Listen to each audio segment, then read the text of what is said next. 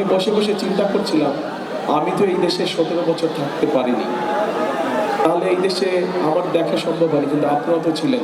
তাহলে গত 17 বছর হলোটা কি দেশে? এত যদি জাবি দেওয়া হয়ে থাকে তো হলোটা কি এলাকা? আমরা দেখেছি গণতন্ত্র পুনরুদ্ধারের আন্দোলনে এই জেলার মানুষ কিভাবে বিভিন্ন সময় তারা অবদান রেখেছে। কাজেই আমি সকলকে আজকে এই বক্তব্য শুরুর আগে আমি তাদেরকে সংগ্রামী শুভেচ্ছা এবং অভিনন্দন জানাই। প্রিয় ভাই বোনেরা, আমি যখন বক্তব্য শুনছিলাম, আমাদের ধানের শীষের প্রার্থী যারা যখন একজন একজন করে বক্তব্য রাখছিল, তো ওনারা তাদের এলাকার বিভিন্ন দাবি দেওয়া উপস্থাপন করছে যে আপনারা ইনশাল্লাহ আগামী 12 তারিখে ধানের শীষকে নির্বাচিত করে, সমগ্র দেশ থেকে ধানের শীষকে নির্বাচিত করে সরকার গঠন করলে এই এলাকা এবং জয়পুরহাট জেলা, দুই জেলায় কোথায় কি করতে হবে।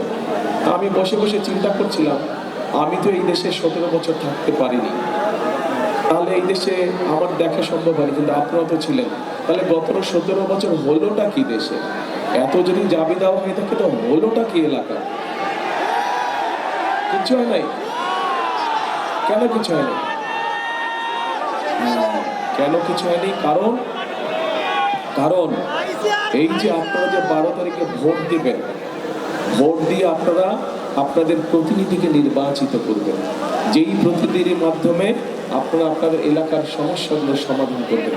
সেটি যেই সমস্যা হোক না, সেটি রাস্তা হোক, স্কুল হোক, ব্রিজ হোক, কালভার্ট হোক, হাসপাতাল হোক, সেটি রেল লাইন নির্মাণ হোক, সেটি যে সবজি বলেন, আম বলেন, এগুলো রাখার জন্য হিমাগারের ব্যবস্থা করা হোক।